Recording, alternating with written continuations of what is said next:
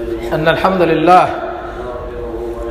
للہ رب العالمین والصلاة والسلام علی اشرف الانبیاء والمرسلین نبینا محمد وعلی آلہ واصحابہ اجمعین، اما بعد۔ معزز دینی و ملی بھائیوں، تمام تعریفیں اللہ رب العالمین کے لیے ہیں۔ ہم اس کی حمد و ثنا بیان کرتے ہیں۔ صلاۃ و سلام عرض ہو ہمارے محبوب نبی محمد صلی اللہ علیہ وسلم پر اور ان کے آل و اصحاب پر، اما بعد۔ مسلمانوں، اللہ تعالیٰ سے ڈرو، اسے اپنے مراقبے میں رکھو اور موت آنے سے پہلے عمل کے لیے جلدی کرو۔ میرے بھائیوں، مسکراہٹ ایک خوبصورت عمل اور اعلیٰ خصلت ہے، ایک قابل تعریف صفت اور عظیم عبادت ہے، جس کے ذریعے بلند درجات، نیکیاں اور خوشگوار زندگی حاصل ہوتی ہے۔ اس سے محبت آسان ہوتی ہے اور نفرت کے اسباب دور ہوتے ہیں۔ اس کا اثر اس کے مالک اور اس کے ارد گرد رہنے والوں پر بہت زیادہ پڑتا ہے۔ پس ظاہری خوشی و سعادت باطنی غم و شقاوت پر اثر انداز ہوتی ہے۔ مسکراہٹوں سے کتنی غمیں دور ہو جاتی ہیں اور کتنی ہی مشکلیں آسان اور کتنے مشکلات دور ہو جاتی ہیں، اور کتنے ہی اختلاف ایک مسکراہٹ سے دوستی اور محبت میں بدل جاتے ہیں۔ مسلم شریف کی حدیث ہے، ابو ذر رضی اللہ عنہ کہتے ہیں کہ رسول اللہ صلی اللہ علیہ وسلم نے مجھ سے کہا، لا تحقرن من المعروف شیئا ولو ان تلقى اخاك بوجه طلق۔ کسی نیکی یا اچھی چیز کو حقیر نہ جانو، اگرچہ تم اپنے بھائی سے خندہ پیشانی کے ساتھ ملو۔ اور ابن حبان کی ایک روایت ہے کہ کسی نیکی کو کم نہ سمجھو، اگر تم نیکی نہ پاؤ تو لوگوں کے ساتھ خندہ پیشانی کے ساتھ معاملہ کرو۔ اسی طرح ترمذی کی روایت ہے، اللہ کے رسول صلی اللہ علیہ وسلم نے فرمایا، تبسمک فی وجہ اخیک صدقہ۔ آپ کے بھائی کے چہرے پر آپ کی مسکراہٹ صدقہ ہے۔ میرے بھائیوں، یہ نبی کریم صلی اللہ علیہ وسلم کا طریقہ تھا۔ چنانچہ بخاری و مسلم شریف کی حدیث ہے، جریر رضی اللہ عنہ کہتے ہیں، جب سے میں اسلام لایا ہوں، نبی کریم صلی اللہ علیہ وسلم جب بھی مجھ سے جدا ہوئے یا انہوں نے مجھے دیکھا تو مسکرایا، آپ نے تبسم فرمایا۔ میرے بھائیوں، ترمذی شریف کی حدیث ہے، عبداللہ بن حارث رضی اللہ عنہ کہتے ہیں، ما رأيت احدا اکثر تبسما من رسول اللہ صلی اللہ علیہ وسلم۔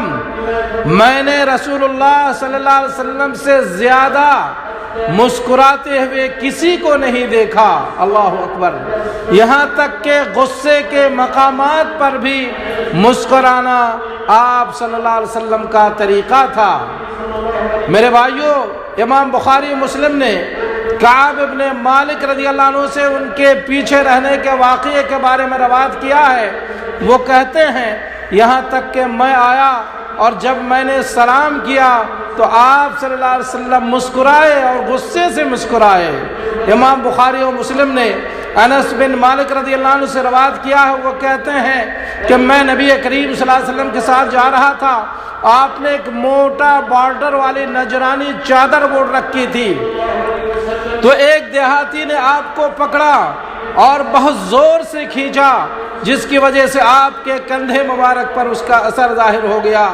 پھر اس نے کہا کہ جو اللہ کا مال تمہارے پاس ہے اسے مجھے دینے کے لیے کہو۔ تو آپ صلی اللہ علیہ وسلم نے اس کی طرف دیکھا اور مسکرایا۔ آپ صلی اللہ علیہ وسلم نے اس کی طرف دیکھا اور مسکرایا، پھر اسے وہ مال دینے کا حکم دیا۔ نبی کریم صلی اللہ علیہ وسلم نے اپنی زندگی کو صحابہ کرام کے ساتھ مسکراہٹ کے ساتھ ختم فرمایا۔ اسی طرح امام بخاری مسلم نے انس بن مالک انصاری رضی اللہ عنہ سے روایت کیا ہے، انس بن مالک نبی کے ساتھ رہتے تھے اور اس کی خدمت کیا کرتے تھے، ابو بکر ان کے ساتھ تھے، اور وہ نبی کریم صلی اللہ علیہ وسلم کی بیماری کے وقت جس میں آپ کی وفات ہوئی ہے ان لوگوں کو نماز پڑھا رہے تھے۔ چنانچہ سوموار کے دن وہ لوگ نماز کے صفوں میں تھے تو نبی کریم صلی اللہ علیہ وسلم نے کمرے کے پردے کو کھولا اور ہماری طرف دیکھا، اس حال میں کہ آپ کھڑے تھے اور آپ کا چہرہ قرآن کے ورقہ کے مثل تھا۔ پھر آپ نے تبسم فرمایا اور مسکرایا تو ہمیں رسول اللہ صلی اللہ علیہ وسلم کے دیدار میں کی خوشی میں فتنہ میں پڑنے کا خطرہ محسوس ہوا۔ ابو بکر پیچھے آنے لگے اور یہ سوچ کر نبی کی نماز کے لیے آنے والے ہیں۔ اقول قولی ھذا واستغفر اللہ لی ولکم ولسائر المسلمین من کل ذنب فاستغفروہ انہ هو الغفور الرحیم۔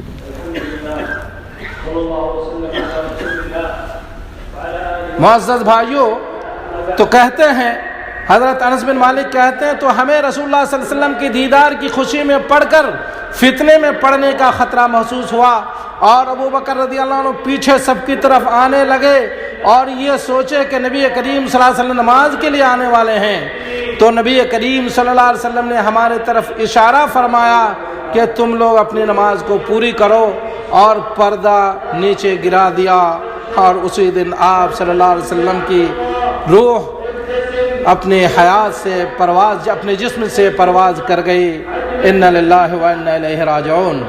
معزز دین بھائیوں، مسکراہٹ تھکے ہوئے دلوں اور تھکی ہوئی روحوں کا علاج ہے، یہ ایک شگون اور بشارت ہے، اللہ کے ساتھ حسن ظن اور اس کی قضا پر رضامندی ہے، اور یہ مومنوں کے لیے بشارت ہے جب وہ رب العالمین سے ملیں گے، جیسا کہ اللہ تعالیٰ نے فرمایا وجوہ یومئذ مسفرہ ضاحکۃ مستبشرہ، اس دن بہت سے چہرے روشن ہوں گے جو ہنستے ہوئے اور حشاش بشاش ہوں گے، یہ اہل ایمان کے چہرے ہوں گے۔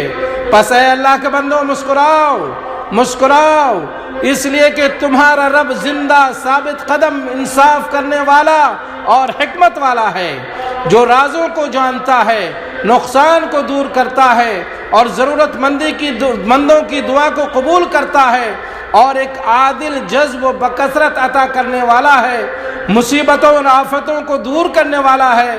وہی تمہارے لیے کافی ہے جو گزشتہ کل تھا، اور وہی تمہارے لیے آئندہ کل کے لیے بھی کافی ہے۔ میرے بھائیو، اللہ پر توکل کرو، اللہ پر توکل و بھروسہ کرو، اسی سے مدد مانگو، اللہ سے شیطان کے شر سے پناہ طلب کرو، اللہ کے سوا نہ کسی سے خوف کھاؤ اور نہ اور کسی سے ڈرو، اللہ سے حسن ظن رکھو، اللہ کی نعمتوں کو یاد کرو، اور اگر تم اس کی نعمتوں کو شمار کرنا چاہو تو اسے شمار نہیں کر سکتے۔ مسند احمد کی حدیث ہے، اللہ کے رسول صلی اللہ علیہ وسلم نے فرمایا ہمارے رب نے اپنے بندے کی مایوسی اور دوسری کی قربت پر ہنسا۔ راوی کہتے ہیں میں نے کہا اللہ کے رسول کیا اللہ تعالیٰ ہنستا ہے؟ آپ نے فرمایا ہاں۔ پس اے اللہ کے بندو، مسکراؤ مسکراؤ، کیونکہ تمہیں اس رب کی طرف بھلائی کی کمی نہیں ہوگی جو تمہیں ہنساتا ہے۔ اللہ رب العالمین سے دعا گو ہوں کہ اللہ رب العالمین ہمیں اور آپ کو ان باتوں پر عمل کی توفیق عطا فرمائے، اور ہم کو ہمیشہ اس دنیا میں مسکرانے اور ایک دوسرے کے ساتھ خندہ پیشانی سے معاملہ کرنے کی توفیق عطا فرمائے، آمین یا رب العالمین۔ میرے بھائیو، آئیے ہم اپنے محبوب نبی محمد صلی اللہ علیہ وسلم پر درود و سلام پیش کریں کہ اللہ تو اپنے محبوب نبی محمد صلی اللہ علیہ وسلم پر درود و سلام نازل فرما، ان پر، ان کے آل و اصحاب پر اپنی رحمتیں نازل فرما۔ یا اللہ ہمیں اپنے نبی کی محبت نصیب فرما، ظاہری و باطنی طور پر ان کی سنت پر عمل کرنے کی توفیق عطا فرما۔ یا اللہ ہمیں نبی کریم صلی اللہ علیہ وسلم کی صفتوں سے متصف ہونے کی توفیق عطا فرما، انہی کی طرح ہر معاملے میں خندہ پیشانی کے ساتھ ایک دوسرے سے معاملہ کرنے کی توفیق عطا فرما۔ یا اللہ تو ہمیں دین میں ثابت قدمی نصیب فرما، ہمارے ایمان و عقیدے کو مضبوط فرما۔ یا اللہ تو ہمیں قلب سلیم و سچی زبان عطا فرما۔ یا اللہ تو ہمیں اپنا ذکر و شکر اور حسن عبادت کی توفیق عطا فرما۔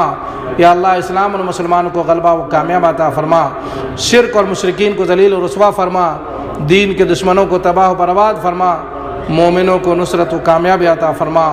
یا اللہ ہمیں امن و سکون کی زندگی نصیب فرما، ظاہر و باطن فتنوں سے ہمیں مامون و محفوظ فرما۔ یا اللہ ہمارے ولی امر کی اصلاح فرما، ہمارے امام خادم حرمین شریفین اور ان کے ولی عہد کو اور تمام مسلم حکمرانوں کو ہر خیر و بھلائی کی توفیق عطا فرما، اور انہیں ہر شر سے مامون و محفوظ فرما۔ اقول قولی ھذا واستغفر اللہ لی ولکم ولسائر المسلمین، وصلی اللہ نبینا محمد وعلی آلہ وصحبہ اجمعین۔